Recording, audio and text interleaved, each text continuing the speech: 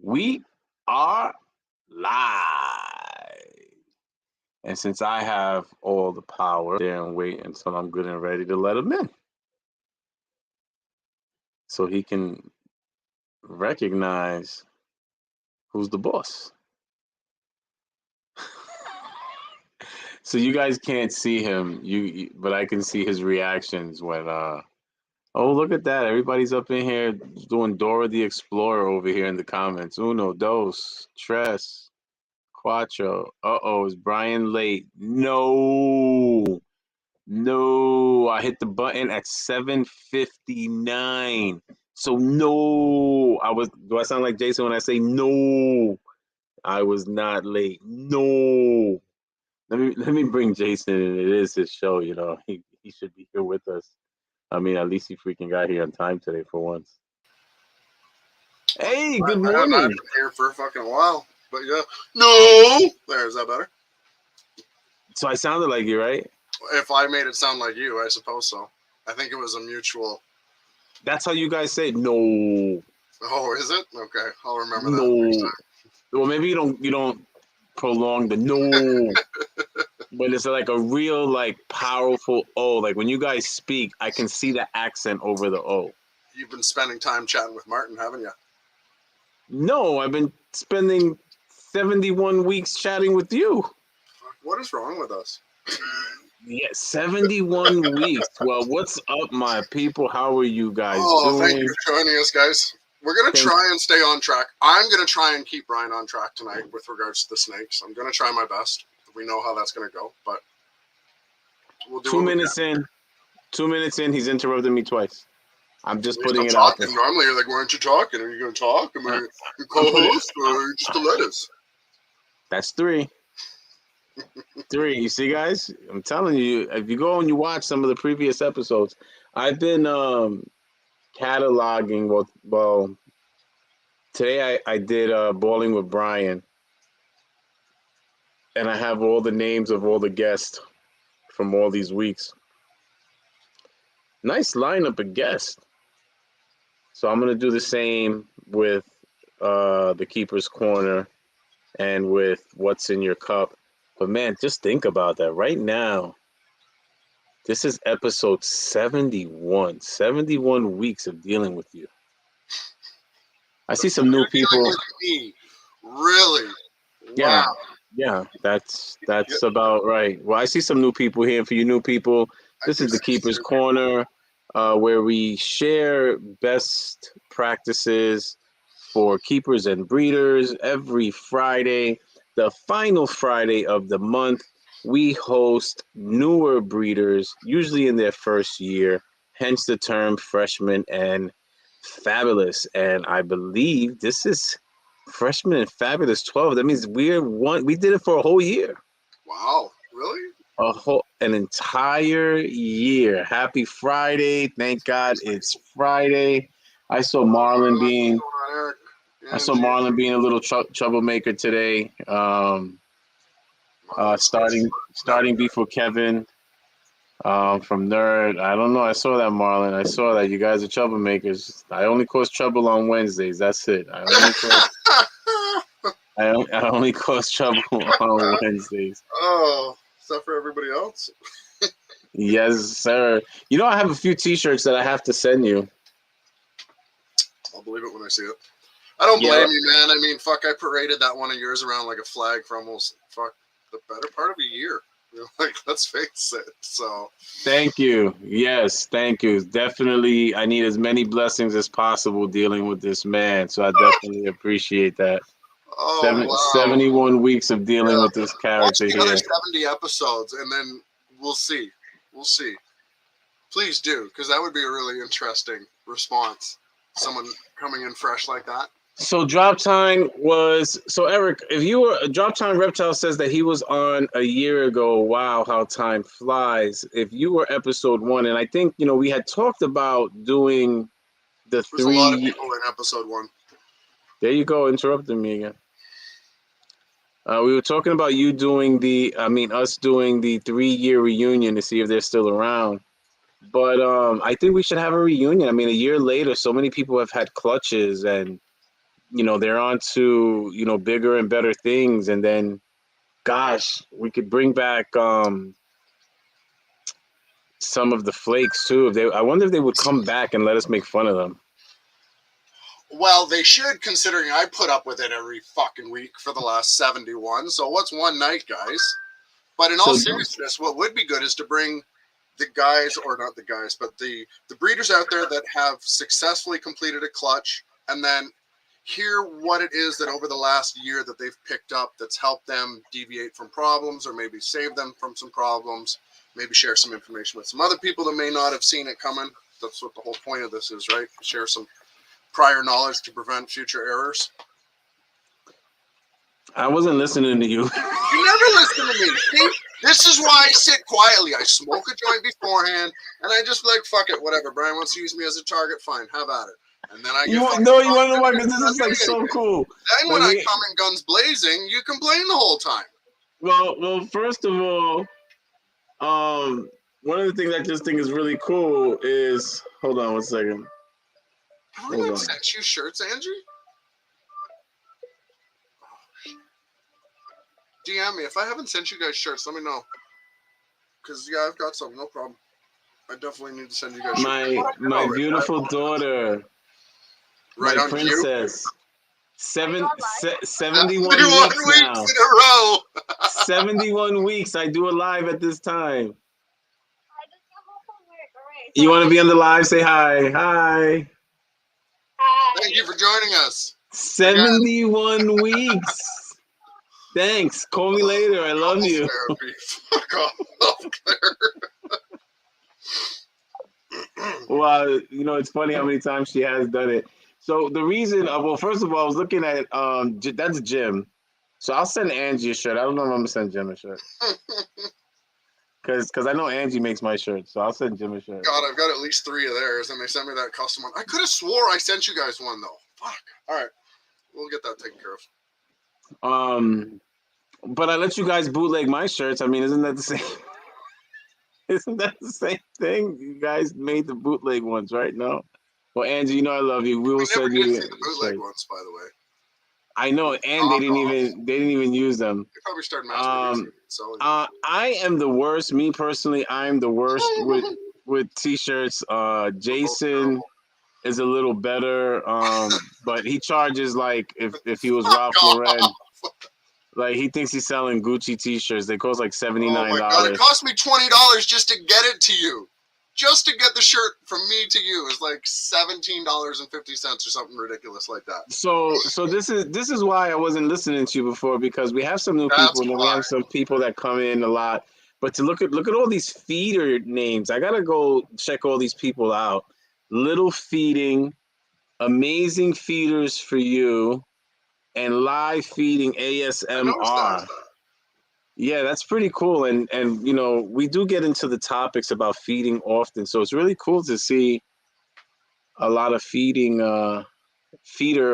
people in here, So Pride and Joy, did you get your snake that you won yet? That beautiful. You know what? Don't fuck yourself, because you know damn well the U.S. export hasn't started yet. So don't try and stir the shit up. Don't fucking play that game. Wow.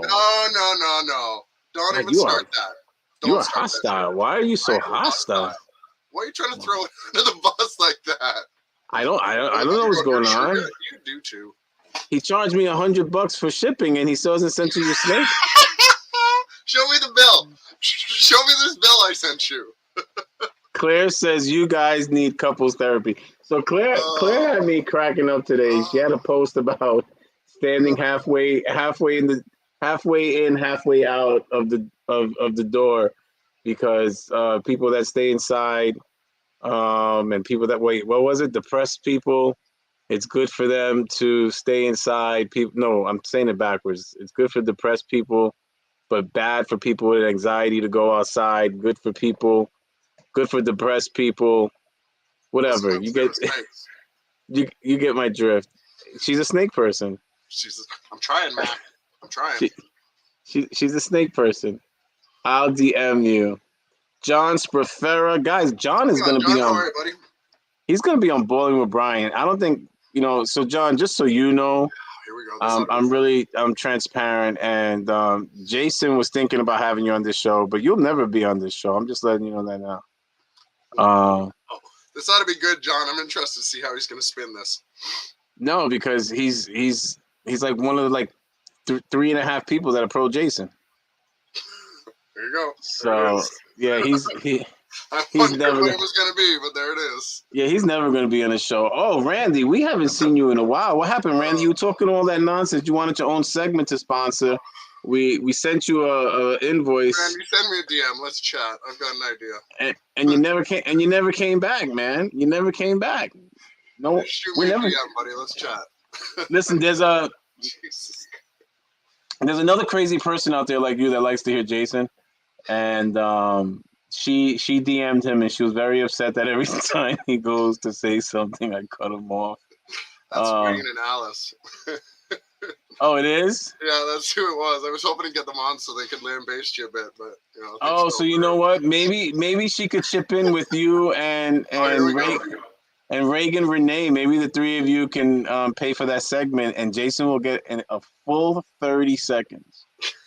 Without being interrupted. If you guys would like to see that, let me know. We will give Jason a full 30 seconds. Jason uninterrupted. Okay, Jason uninterrupted. What is up? So yeah, it's been a crazy week. Definitely a crazy week in the world. 4, count them, 4. It's the same number in Canada, right? 4. How many times have interrupted you? Oh, no, 5. No, 4 people selling their collections. It happens, man. When we talk, people get into this. They go hard for 3 years.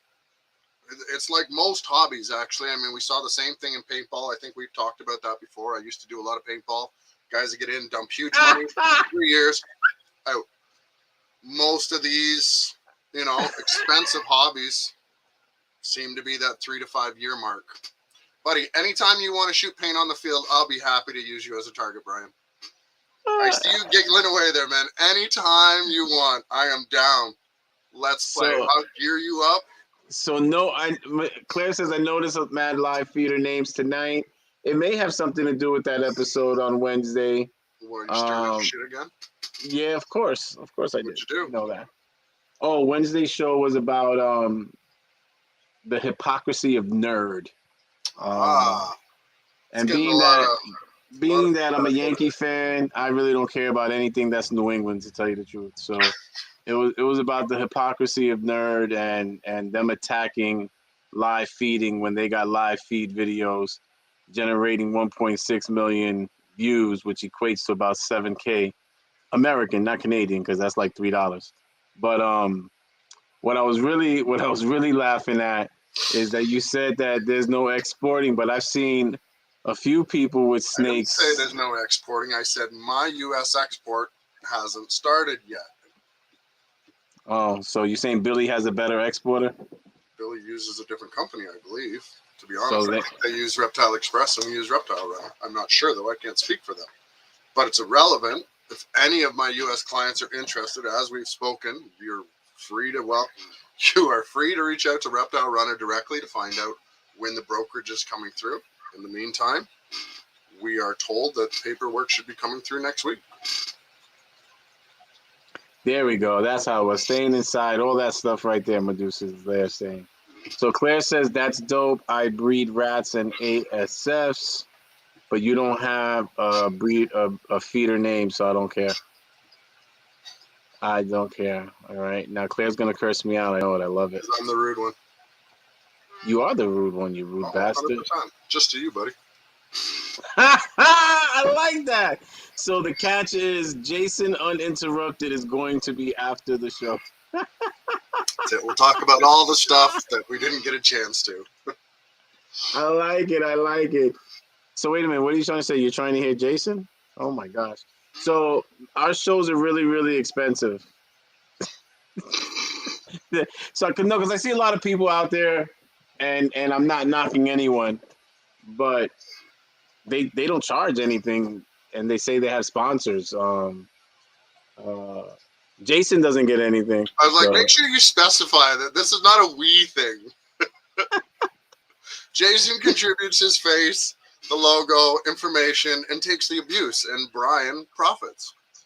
So is Brian just going to read comments all show? So Randy, you haven't been back. I really try. You haven't been here for so long.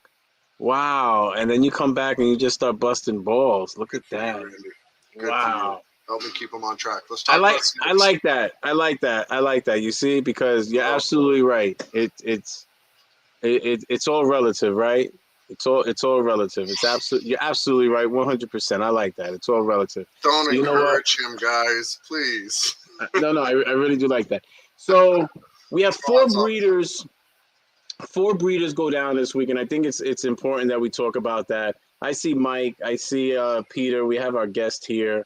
We'll bring them out in 1 minute because Randy doesn't want to see me reading anybody's comments. That's because he's a jerk. But got to bring him on the show one time. We got to bring Randy out. So we've spoken about it, not biting more than you can chew, and it's crazy the range. Marathon. It's not a sprint, right? It's a marathon, and the crazy part is, the range was from like small little collection, 15, 20 snakes to $100,000 trying to sell it in one shot, multiple racks, the whole thing, the whole kit and caboodle. I just spoke with someone actually that picked up a collection for $25K, another 40 animals. Somebody was closing out. I'm not going to name any names, but they were very excited, shared that information with me. I think it's great, but I have no issues naming the names. And as a matter of fact, I have a couple of people doing it. If you guys want, if you have stickers from people that are no longer around, please do send them to me. I am creating the sticker graveyard. Because Jason really doesn't like sticker breeders, and that's just a testament to those that are. So some of the people define what a sticker breeder is first, though. A sticker breeder, I think, is a person for me that is more about the branding than the production. So when I first started referencing the term sticker breeder, you're pretty much bang on the money. It was referenced towards people that have never produced anything, had never paired a snake, but were marketing themselves as breeders and saying, I'm a breeder, here's my logo, here's my company. And that's where the term sticker breeder came from, because the only thing they were breeding at the time was stickers. Right. And it's okay because I think there's also a difference of somebody that is preparing. So here's my thing. If you're preparing and you're doing, and we talk about the marathon, I'm not knocking you because you're building quality, you're studying, you're learning, you're growing animals. You got, matter of fact, I would say our guests kind of have a slow roll process tonight where they didn't come out wanting. Now they had presents, they got stickers, but they have a long thought process involved. So, and there's certainly a way to do it, because there's a lot of people out there that have, not to interrupt you for the 6th time, but I am, that there is it 7 now? Okay, I'll go for 8. There is definitely a benefit to pre-marketing, getting your name out there, getting your logo, getting awareness spread about you. The issue, I think, becomes is when there's a misrepresentation of the facts. And it's, you're a collector, you're passionate, you're an entrepreneur, sure. But if I buy 5 dogs and decide that I'm going to breed dogs, I'm not a dog breeder. Not until I have bred the dogs and gone through, in my opinion, at least the entire full cycle. Oh my God. I haven't seen you in forever. I haven't seen you in so long. That H&H? Umbrella Steve. So this is Umbrella Steve. So I haven't seen you so long that Jason actually sent a t-shirt for my wife, Steve, but he labeled it Umbrella Steve because he didn't even know I thought they were the the same. difference anymore. Well, it's nice. It's definitely nice to see you. We're calling it the graveyard. Rest in peace. We're gonna call it the graveyard. So, but this is Freshman and Fabulous. So we are gonna bring out our guests. We'll talk about some. I'm not a sticker breeder. I still don't have stickers. Damn it, I was a sticker breeder. But you got some of the nicest stickers in the game. John's Professor Hey, says there's nothing wrong. There's the producing and moving on. I told you it was going to happen. There's nothing wrong with branding yourself. However, don't say you're a breeder if you've never paired anything. I believe fully in setting yourself and your company up with a strong brand. Yes, we actually had on Freshman and Fabulous, Riker's Reptiles, and he was very detailed in how his intention was to create a digital what do we say, a footprint, digital footprint that he wanted to make sure that people knew who he was. So that way, when he had the animals, they would come out. But at the same time, I don't even consider you a breeder if you did pair something and have a clutch. You know, I think that you really don't come to that culmination, or maybe there's levels to it. People have had animals drop eggs because they put two animals together when they were cleaning. You know, people have had dogs hump each other. That doesn't make them a breeder when they have puppies. I think that you're a breeder more so, and I see a lot of people that have been doing this for years, and it's just happening now. That's when you have that real full. Maybe, like I said, maybe we could give it levels and veteran status. But when you breed a hatchling, raise it to adult, and then that hatchling has eggs, then I would say you're that big breeder. So that 3 year cycle. But so that's you about. and I were a different mentality. I was the same. I figured it was better to learn my craft, build my collection, know what I'm talking about, and know my shit before I started saying, "Hey, I can help you." But that's an old school mentality nowadays, I guess. No, I get you. No, the shirt's not for you. It's a 5X. It's actually for my wife, Steve. He just put the wrong name on it. VIP Morph says, I was breeding 9 years before I made stickers. Guess I got it backwards. But stickers weren't a big deal 9 years ago either, right? Not the same as they are now. I'm thinking about selling all my collection of normals, racks, and all because I didn't make 100K in the first 6 months. Very, very, taking shots at me, bro. I'm pulling a nerd and exposing you.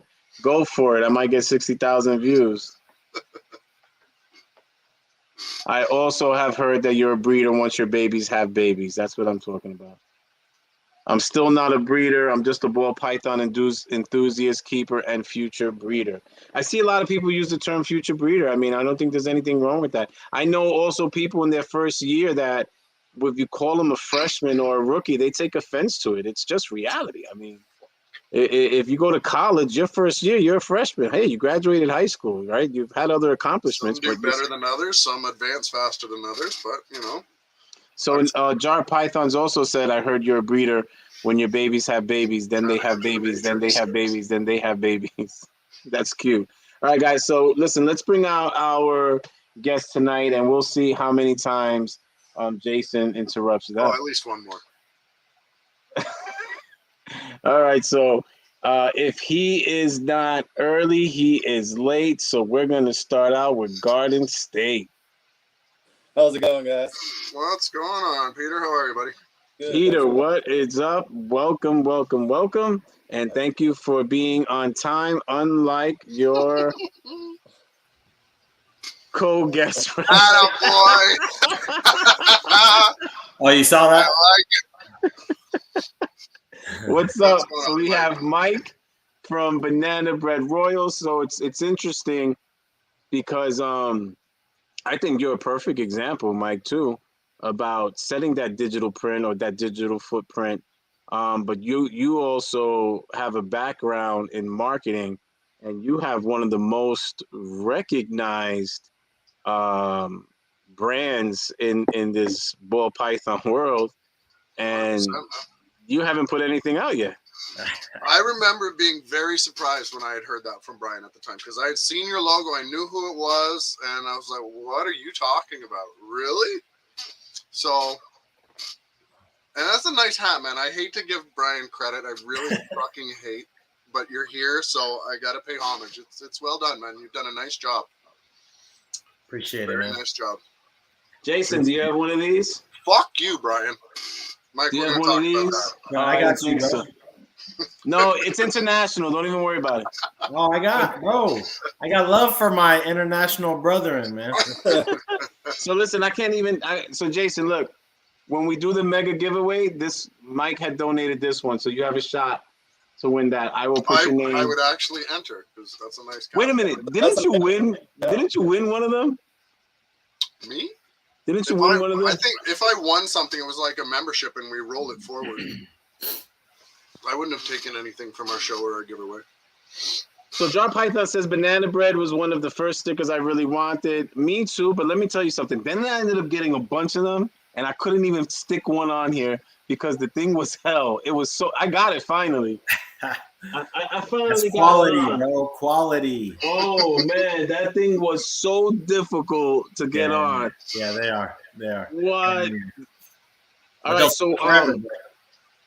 so Mike, tell us a little bit about yourself, and then we'll hear a little bit about you, Pete. We're on both sides of the country right now, which I love it. Nice. Good to see your face, Peter, too. I think we just started following each other on Instagram. Yeah, good to see you, Mike. So yeah, pleasure.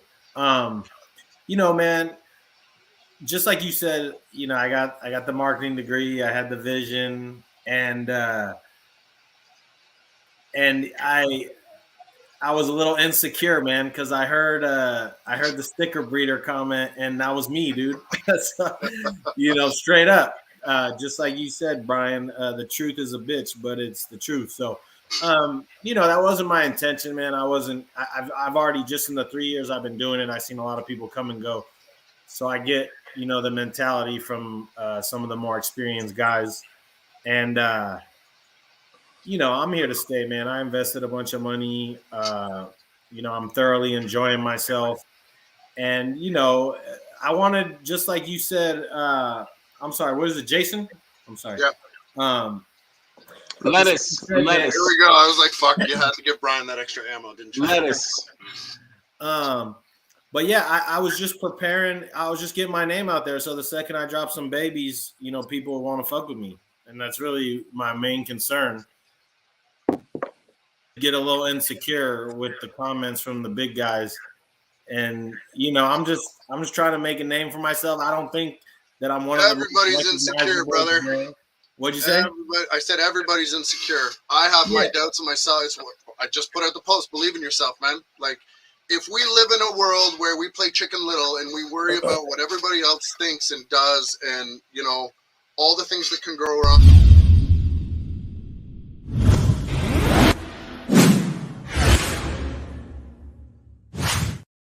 We're never going to get anywhere. We're never going to get out of our bubble. So, like Brian has said to me 100 times, you want to get out there, you got to break your comfort level. I'm an introvert. I'm a hobbit. I stay inside. I don't like talking to people. I don't like going out. I'm not about introducing myself. I will be very low key if I'm out at a show or somewhere, which is rare in itself. But he's right. You got to get out there. And like we said before, there's a difference between slapping a bunch of stickers out there, saying you're something, having 4 or 5 snakes and never doing anything with it, and investing in a logo, investing in a brand, a design, moving forward with that and committing to it and coming full circle, right? Like, you know, the reason I didn't put myself out there in the beginning was because I was afraid of failure.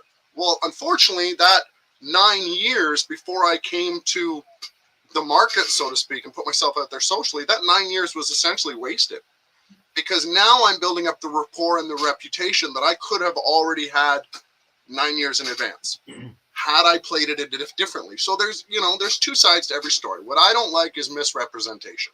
That's the real heart of it. Well, and then, you know, the 9 years you spent gave you the experience to hopefully succeed at a higher rate once you did start promoting yourself. So, you know, you can look at it either way you want, because I got this brand and this logo, and if I got one clutch in the fucking incubator, and if all those motherfuckers die, am I still a breeder? I don't know. So, No, you're not. And even like you said, until my babies have babies, maybe, I still got a long way to go. So, I'm never trying to misrepresent, but, like being creative, invested some money. So, we'll see how it goes, man. And I'm lucky I got a lot of good friends in the industry that babysit my ass. So I think it's working for you, man. I think it's working for you, and I don't think you're going to have any problem moving things as they come in. So good on you. And Brian said it's one of the most recognizable logos, and I don't know if I'd go that far, but I bit some old school shit, and it's working out for me. So, well, I'll tell you right now, I go to many shows, and it's very recognizable, and a lot of breeders wear it where they want to wear it. It's almost like the Izod. It's well designed. It's got a nice style to it. Let's face it, the gorilla is not associated with ball python breeders. So that right off the bat, that catches, and you remember that over and over and over, right? I think it's slick, man. I like it. I'm a Nintendo baby too. It does have that Donkey Kong feel. Because I love artists designing, etc. Did you design it? Did you pay someone to do it? Well, I mean, I drew some ghetto drawing, and then a computer artist made it come to life for me. Very cool, man. Very cool. Well, they did a great job on it. So we're gonna get back to you because I think that you have a little bit of an edge on most breeders, and that's because you have, number one, business sense. Number two, you have a whole understanding of genetics from another industry. So I think you have a little bit of an advantage. Now you throw in a marketing degree and an education in marketing, you're gonna be scary, very scary. But Pete, let's talk about a little bit about you, Garden State Pythons. Why don't you tell us who you are and a little bit about Garden State Pythons? So my name is Peter. Garden State Pythons. I've kept when I was a kid, probably until about my mid-20s, and then in my early 30s got back into it. And I've been keeping ball pythons for about the last 8 or 9 years, and probably within the last, I guess, 3 years or so, I decided I was gonna start breeding and potentially kind of see where this would go. I mean, for me, this is more of a hobby, and I'm just kind of trying to just evolve my hobby and just kind of experience it to the fullest. Will I do this next year? Probably. I definitely have a new appreciation for the process and everything that goes into it. I mean, it's a lot of time, a lot of patience, being consistent with things, changing things up if you need to, but it's been enjoyable so far. I've got my first clutch in the incubator just a few days ago, just in time for the show, and 7 beautiful eggs. I mean, what can I ask for? I love it. So when I first met you, Peter, you didn't have a logo. What was the thought process there and in going and grabbing your branding? So I think especially I'm not one for the Instagram, the Facebook, all that stuff. So I was kind of like, all right, well, let me get myself out there a little bit, see if there's people in the area that I might know, and I was like, let me jump on Instagram, and it was great. I found tons of people in New Jersey. Obviously, Ant is like 2 towns over from me. Balls for Life, New Jersey.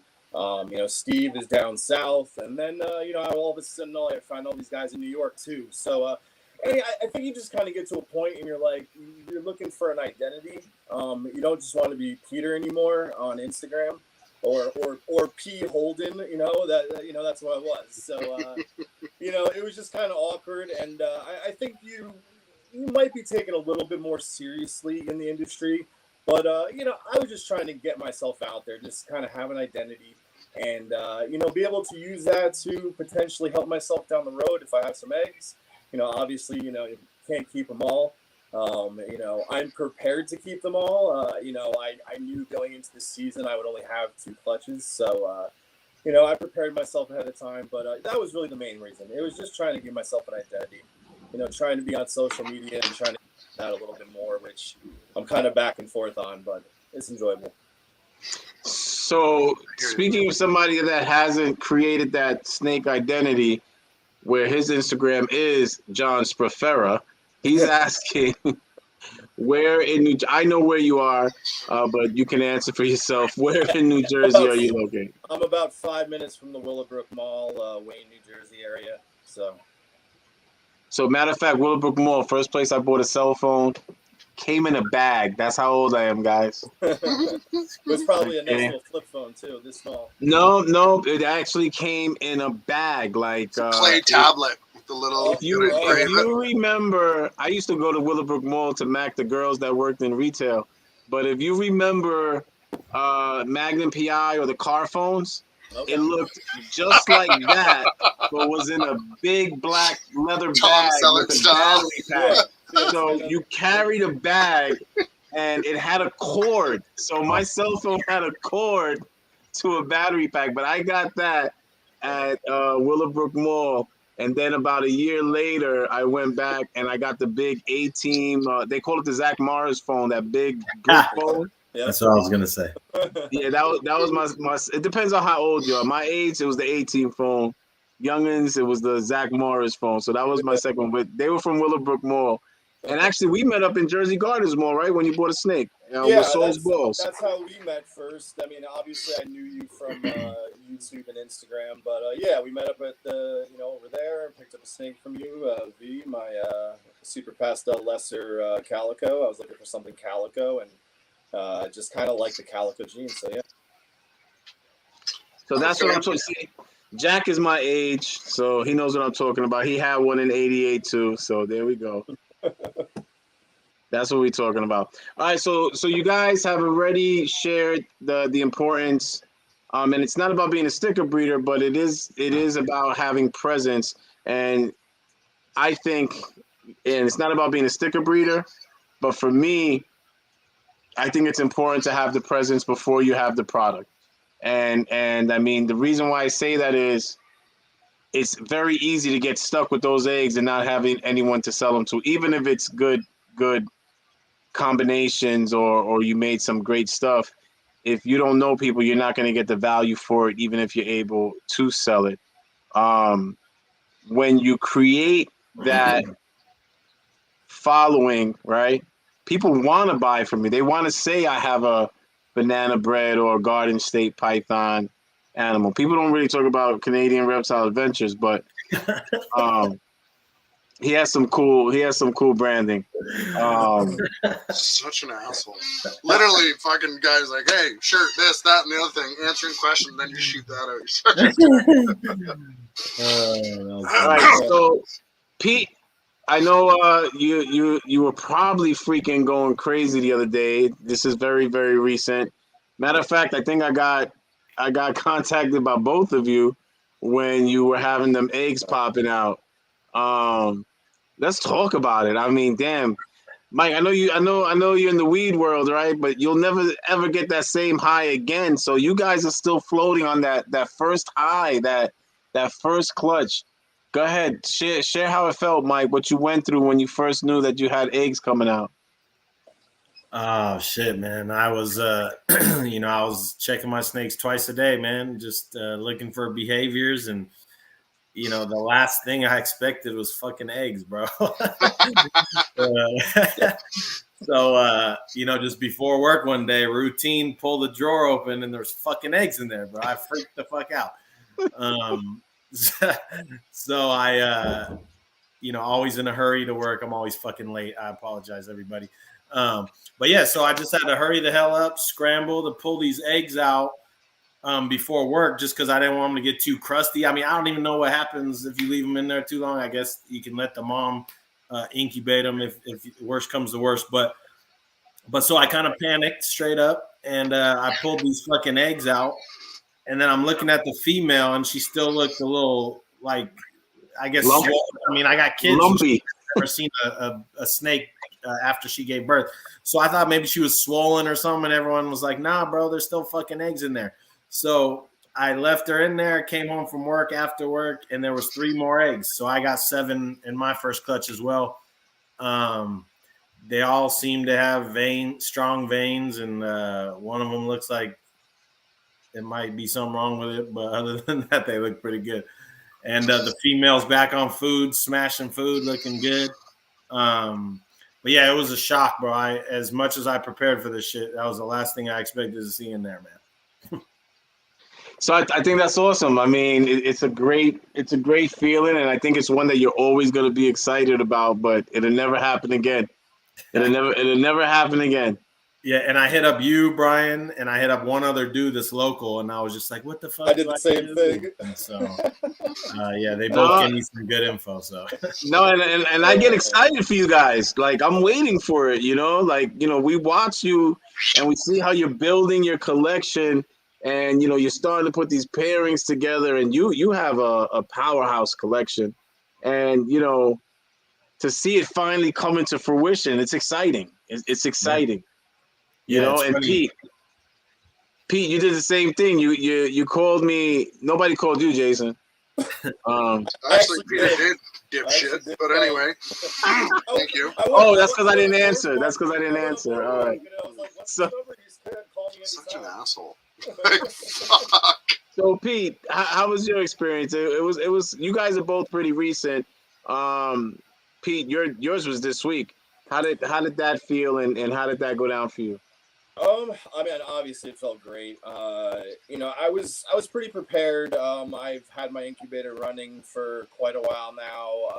I had 2 egg boxes already in there because I don't know if it's pretty normal, but I'm just doing a water only incubation. So it was nice hearing about Vinny, talking about that recently. And obviously, I think you had Matt Driver on a while back who talked about it. That was the first guy I remember hearing about it. So so I was already pretty prepared, but it was pretty great. I checked in the morning and nothing. Came back about 4 hours later and opened it up, and she's got 3 in there, and I could see she had at least 3 more, and she laid 4 more about within another hour and a half.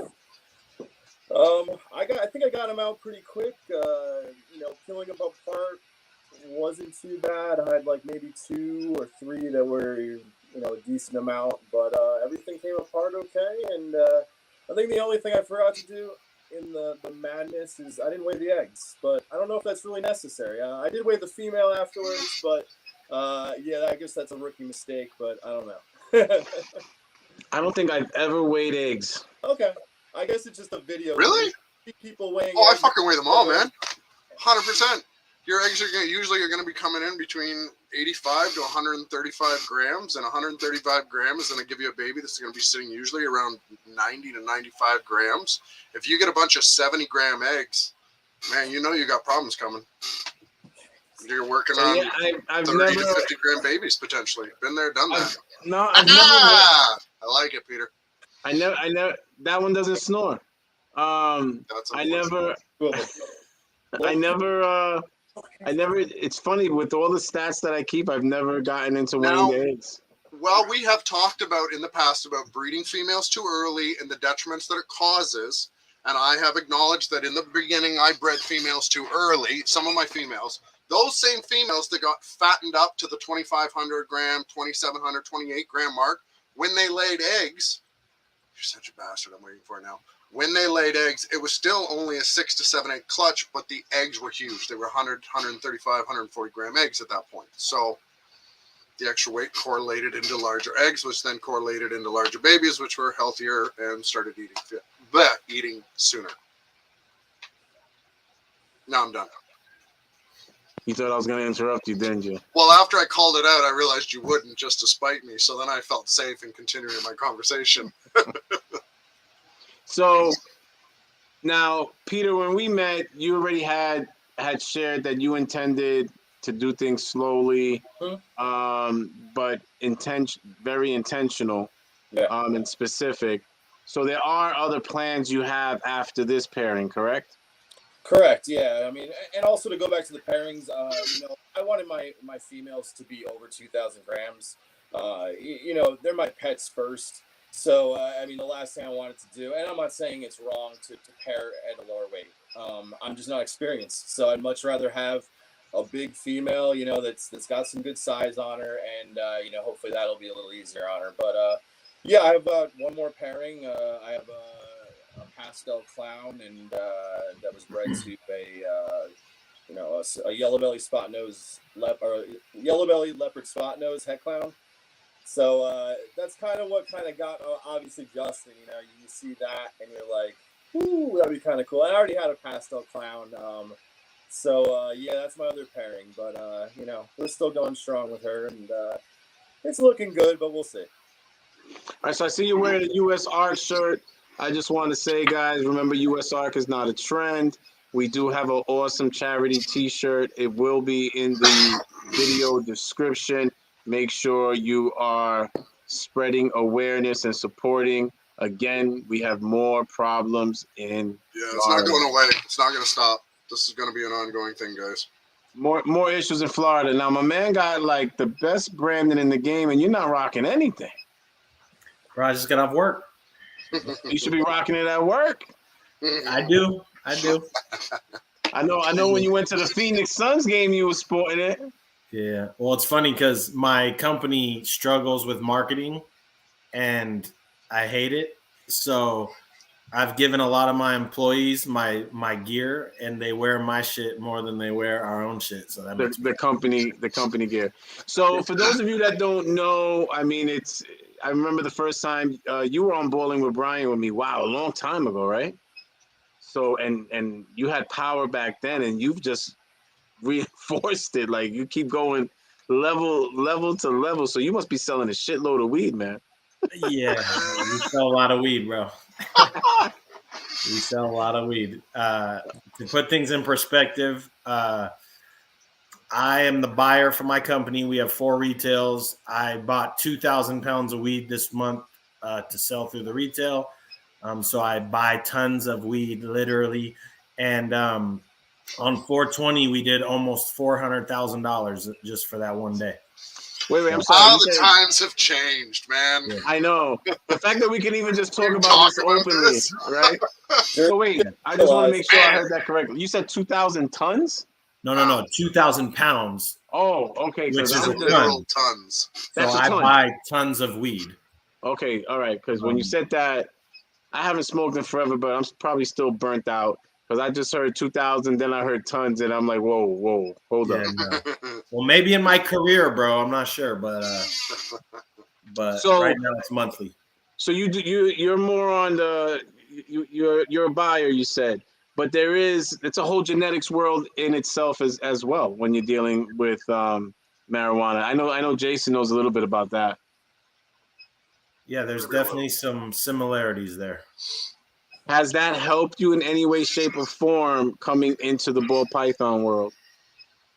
I mean, only in the sense that I measure my product in grams as well. So other than that, I mean, you know, it's completely different.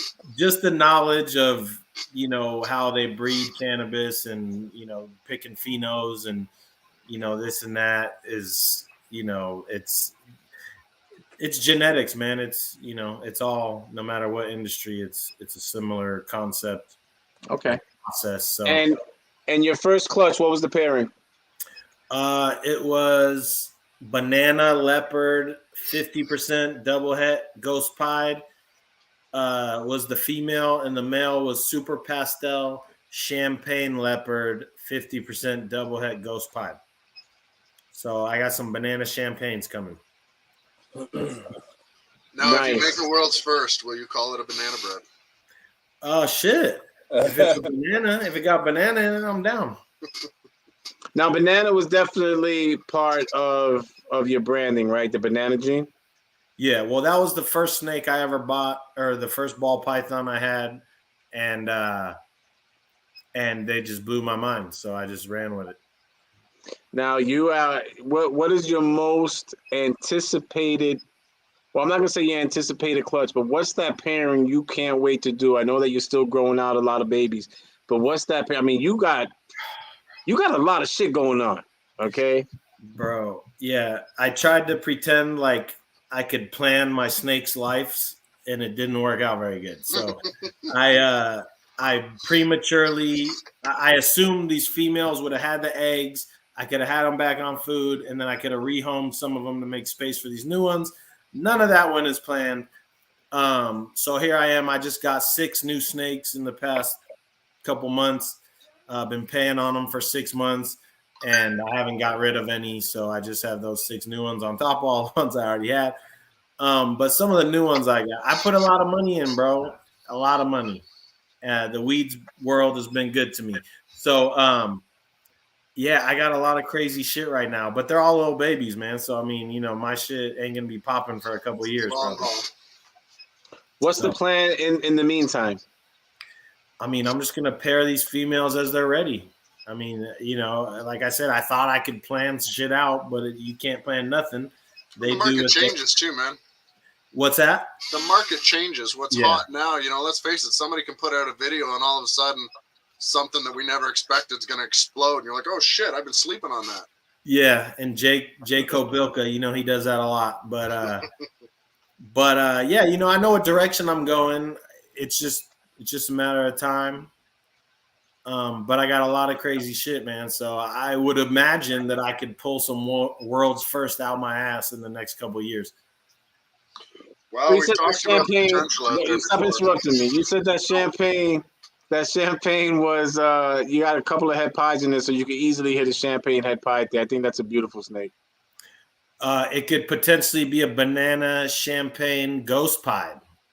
No, but I'm talking about that you have Champagne good head chances pies. of having a champagne head pie. Which And are that's always gorgeous. it's a simple combo, but I'm just mean the actual physical appearance of that combination. It's one of those things where We agree on.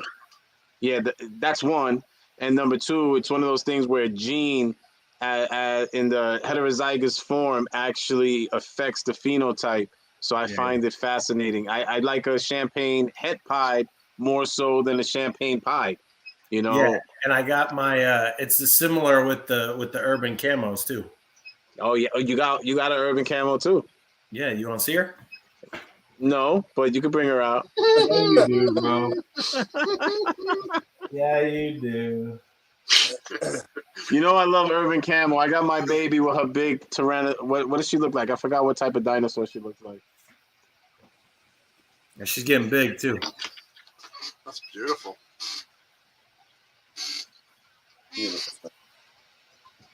There's your little ringer right there. Sorry, I struggle with this backwards camera shit. It's always challenging to show snakes on camera, especially live. And then she got the little sandblast marker behind her head. You can see the little light spot. Yeah. Right?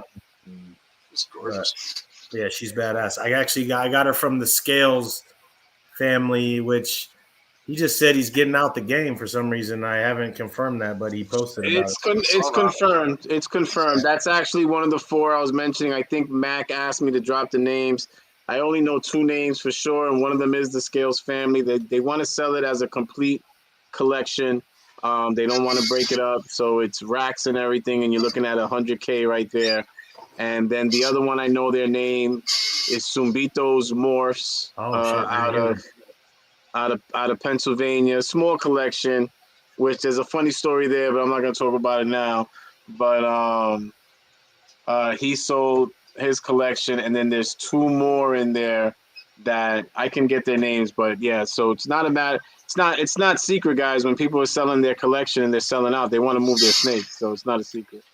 Yeah, it's crazy, man. I see that a lot, and it surprises me. But I mean, I guess shit happens in life where you got to do what you got to do. But it's just crazy that I've seen a lot of people come and go just in the 3 years I've been messing with it. So it's more about problem mitigation than it is about production.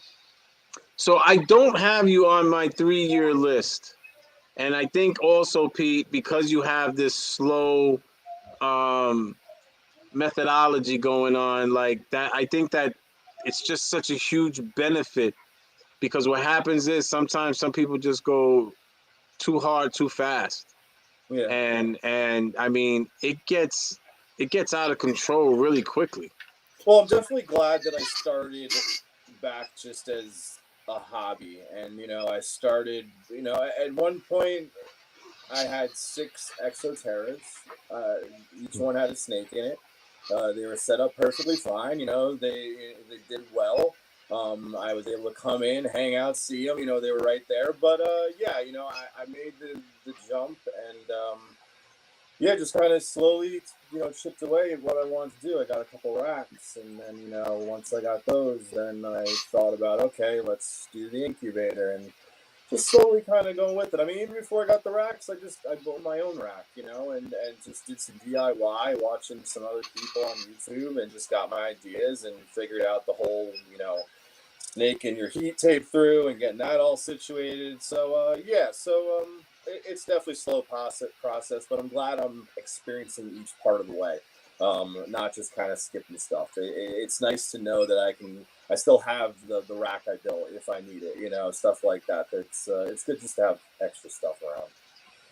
I definitely agree. So besides questioning the animal I sold you because you couldn't get it to eat, what else would you have done differently, now with your experiences, with what social media? What would you have done differently, and what would you share?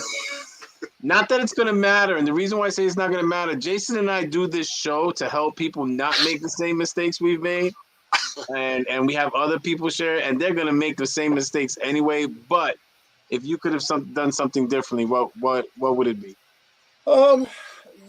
I think that I'm not really sure. I think that I took my time. I really made calculated choices. I think that's a big part of this whole hobby is trying to be kind of calculated with what you're doing. Obviously, if you're going into this full-fledged just breeding, don't have as many males as I do to females. But that's okay though too.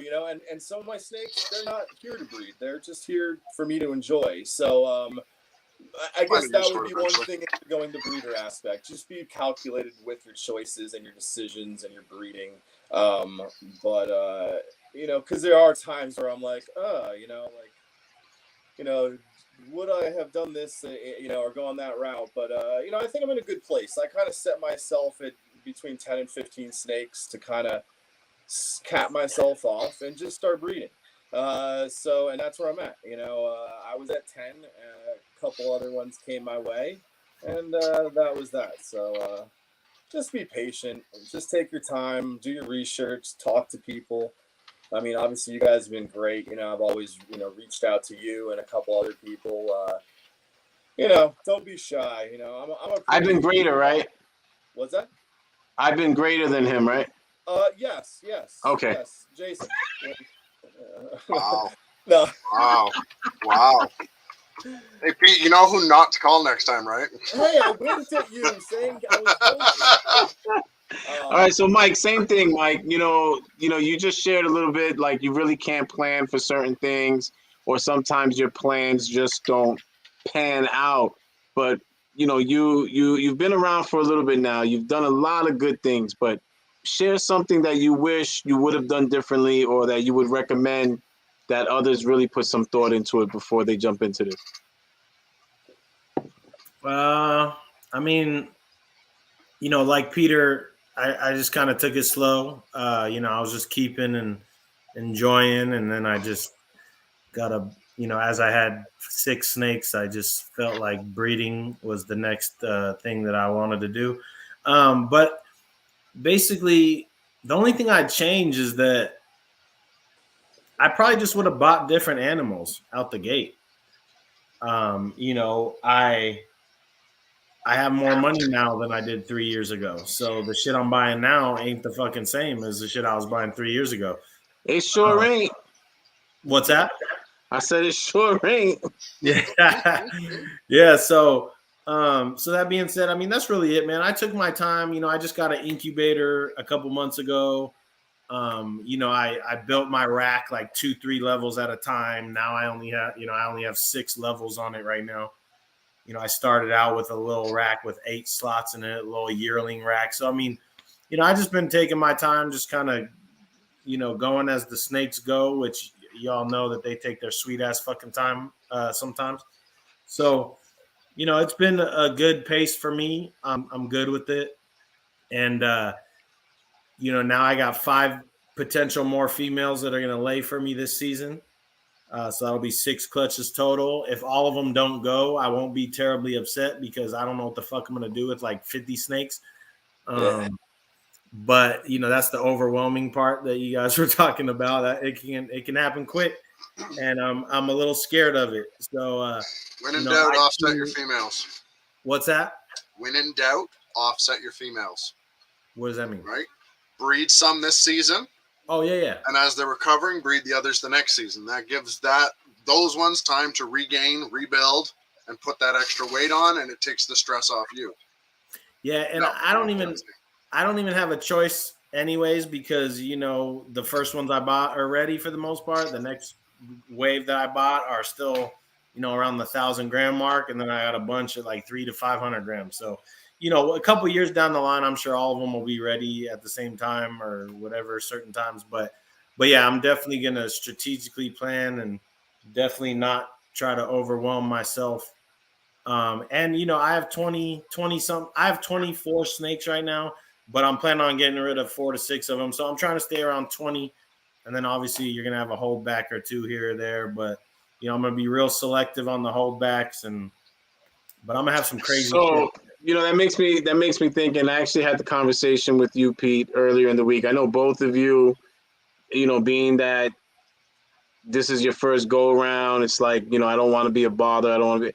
And honestly, I think it's something that you have to have people that you could turn to. There's always going to be something that you didn't experience or in the heat of it. Just like you said, you prepared, Mike. You prepared. And then when it happened, it was like, oh shit, it's here. Yeah. That's just life. So I think it's always good that you do have people that you do have confidence that you can reach out to in those moments. So there was a point to this before my ADD kicked in. Yeah, Mike. So I know that we've had conversations in the past, and Pete, you could share as well. Have you had any experience with breeders? Because Jason and I always talk about, and it's one of the things that surprisingly he actually does really well in, which is customer service. Have you had, and like I told you, Pete, like, once you buy a snake for me, you always have that access. Even if it's not my snake, it's just because of the fact that I just can't see myself getting money and cutting somebody off because the sale is done. That sale's never done, Have you, either of you, had issues with any, and you don't have to mention names or anything, but where you feel the customer service ended after purchasing the snake and that, you wish that people understood that value of customer service post-sale and its importance? I mean, I think for me, I've built some pretty good relationships with a couple people that I've bought from. I don't think anyone's really checked in on me, but I don't think I've had any bad experiences. But I was fortunate enough to find my male to my pied pairing this year from a guy in New York, and they've been great. I'm able to call them or text them or whatever. I drove out to their house, picked them up. They have a nice little collection, but they're great people. I mean, obviously you guys have been great. Steve, has been great through all this. But as far as buying snakes, I really haven't had any like kind of back and forth other than kind of building stuff now. I think awesome. I've had more. And what about you, Mike? How's everything gone? And Mike, I know that you kind of deal with you're fucking Gucci, bro. Okay. We're over here, we got to do payment plans, and you're Gucci and Louis Vuitton. So how's your experience? Man. I did payment plans, bro. Don't hate. So how's your experience? How have your experiences gone, though? I do have expensive taste, though, straight up. Always been that way. Broke kid wearing Versace's that I hustled on the side, always been that way. So basically, when I started buying snakes, I started going after the big guys, right? I wanted the Jay Kobilka stuff. I wanted the Ozzy Boyd stuff. I wanted the the AEP stuff. And I feel like, those guys, I don't know how they feel about customer service or how they're doing in that department. I give them a break because I'm like, oh, they're so big, they don't have time. But truth be told, bro, I don't give a fuck how big I am. I'm not running my businesses like those guys. I'm just not. I hit them up, no response. I hit them up, and to me, that's unacceptable, bro. I don't give a fuck who you are. So, I waved some big money in front of some of these dudes, and they weren't interested, bro. Just because I asked them for some pictures, and just because I asked them, like, I'm talking about 30 fucking grand, bro. I waved 30 grand in front of these people's faces, and they didn't even bat an eye, bro. They didn't even return my text when he told me to hit him up on his cell phone because that's where he does most of his business. I asked him for a couple of pictures. The dude stopped texting me. So to me, that's unacceptable, bro. And I have vowed to myself, and I don't give a fuck who messes with those dudes. Do what you do. Do what you want to do. They have some of the best animals on the planet. But I told myself I am not going to fuck with those guys because of that very reason. If I'm scared to hit you up and ask you a question, it's like, come on, bro. I'm a grown-ass fucking man, and you can say yes or no, or hey, I'm too busy, or hey, I'll hit you in a week, or whatever your situation is, bro. My dispensary sees 1,000 people a day, bro. You think I would tell them I'm too busy to do customer service? Fuck no, bro. That shit don't fly. And in my opinion, it don't fly in any business. So, they can run their shit how they want, but I'm not running my shit that way, bro. I don't care how big I am. If you call me and ask me a question, I'm going to answer it. If you buy a snake from me, I'm always going to be there to help you. And if I'm too busy, I'm going to say, hey, bro, I'm too busy. I'll hit you in a week. And to me, that's common courtesy, and that's just of being a fucking human being, bro. So if you don't want to do that, cool, bro. Do your thing. That's your business, but you won't be getting my money. And, like I said. That's what stops it right there. What stops it right there is when you don't give – so I'm not gonna get into, but I said the same thing. And again, we talked about the stickers and shit like that. And I get it. These breeders, they're another level, and by being another level, they don't have as much access because everybody's pecking at them. Then you got to discern between the tire kickers and the real customers. But if you've purchased previously, obviously you're not a tire kicker. Yeah. Okay. And your story is not a rare story. It's actually a little bit more common than it should be. And until that money stops coming, but because they have what they have, there's kind of that attitude, well, I'm going to sell it anyway. And I don't have to do that. I know someone that paid out over $100,000 to a breeder and would get one-word responses, like yes, no. Actually had a missexed animal sold to him, a 5-figure snake, so it just makes you wonder when or if that ever will change, because people have put what they've put out there and they do control the market at a certain degree. So Leviathan Snake says, we had a similar response with one big breeder, but honestly, Brock Wagner and Brad Boa have been absolutely amazing to us when it comes to customer service, and they have amazing animals. I definitely think it's great when people share positive experiences and they go out of their way to share positive experiences.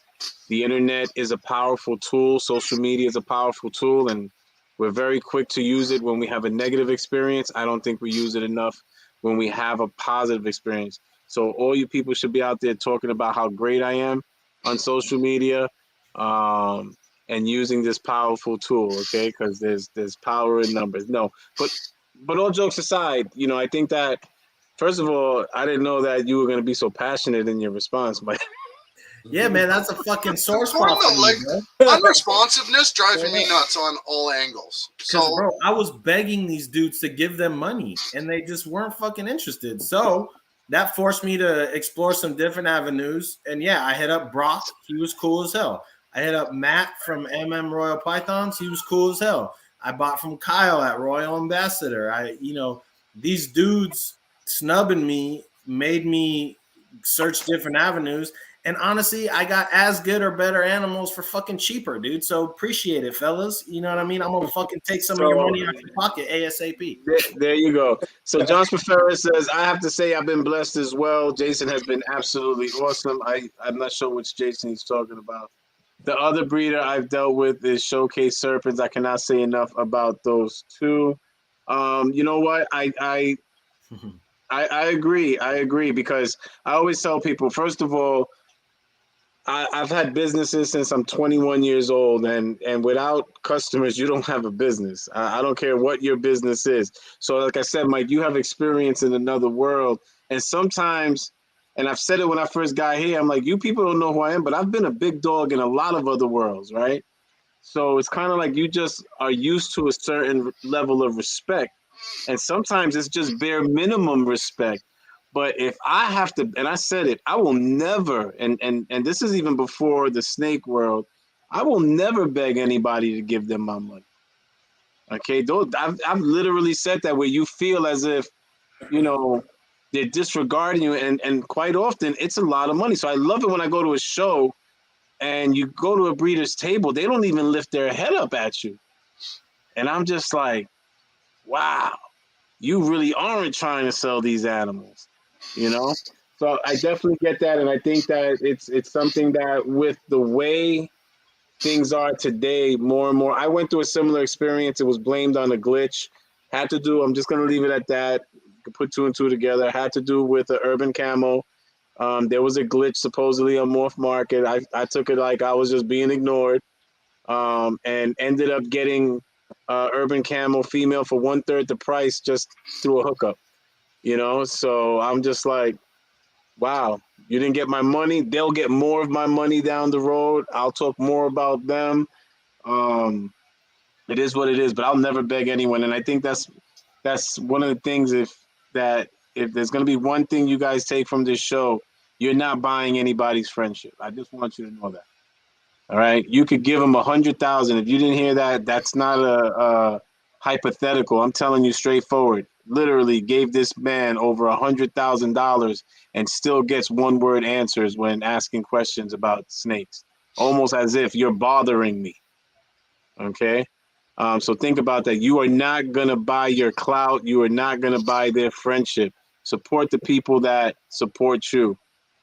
Well, and also, you know, to add to that is like, if you're making fucking millions off of snakes, hire someone to do your damn customer service, bro. Why is it so difficult? Respond. It's just like, bro, it's a fucking business. Treat it like one. You know what I mean? And it's just, it drives me insane. Obviously, I get heated about this shit because it's disrespectful, bro. And you know, I don't care if I'm a sticker breeder, bro. I'll talk shit to any of these fucking people who want to listen. You know, it's unacceptable, bro. Yeah.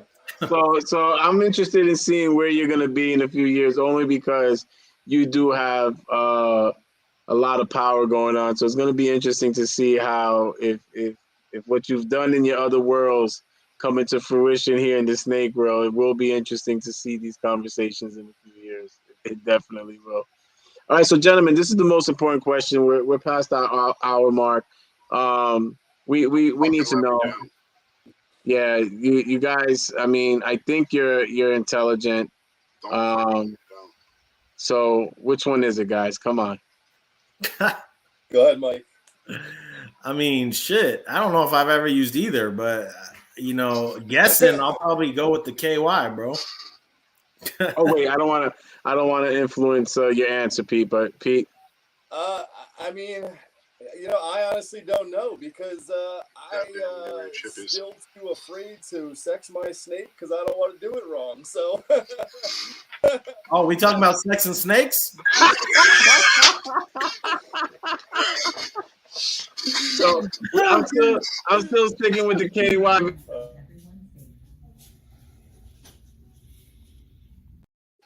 All right, I'm still sticking with the KY. Yes, we've been asking that question for, I don't think we've done it for the first few weeks, but I would say at least 60 plus weeks we've been asking that question.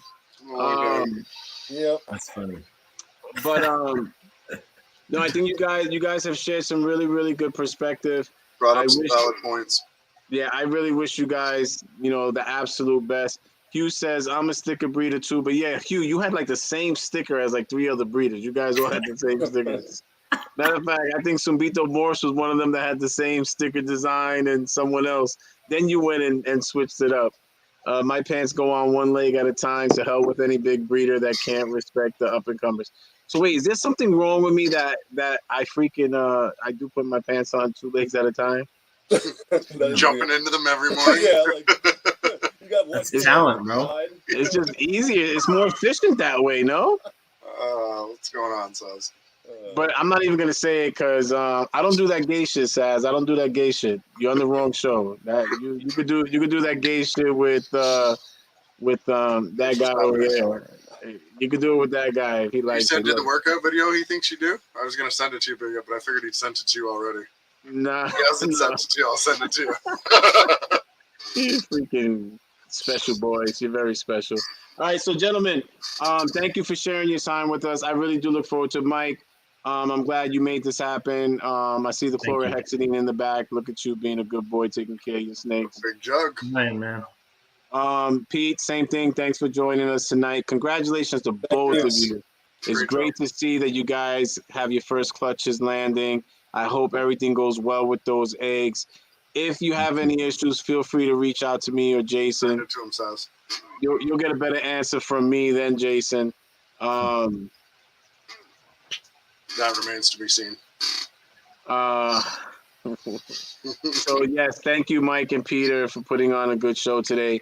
But you have mentioned something about your egg. If you want to take a photo and send me a photo, there are things you could do, even if you catch it like maybe molding early. There are certain things you could do to try to save it. Just make sure that you separate it and Can it's I not ask one touching. question real quick? Sure. What's with the eggs? Like, how come my eggs have like just little tiny like kind of lighter spots on them occasionally in spots? It's not all over. Picture. Is that a calcium Is thing? that the one I'm thinking of? Give me a second. I was just wondering if it was a lack of calcium that would cause that. I mean, I've seen it on other. Is there a picture of it somewhere to see? Yeah, I think you can. I can send it to you really quick. Are you talking about like how there's kind of clear spots versus more opaque spots along the egg? Yeah, in a way. Yeah, hold on. I'll send it to you right now. Here, there you go. Yeah, it's a little hard to see, but I mean, I don't know. Yeah, no, that's natural, man. Okay. Completely natural. They're just like small windows. Yeah. One of my eggs is doing that too. There's like a big spot that looks like it's almost clear, like you can see into the egg. Yeah, But so I those are didn't know. referred to as windows. They're generally just a part where the egg is less thick around that shell, or there's less calcium distribution there. There's no problem. It's actually kind of neat because you'll be able to see the developmental process through that window, hence calling it a window. Just like anything else, make sure you don't have too much sweating involved, because when there are those, and I'm talking not with yours, Pete, but more so with.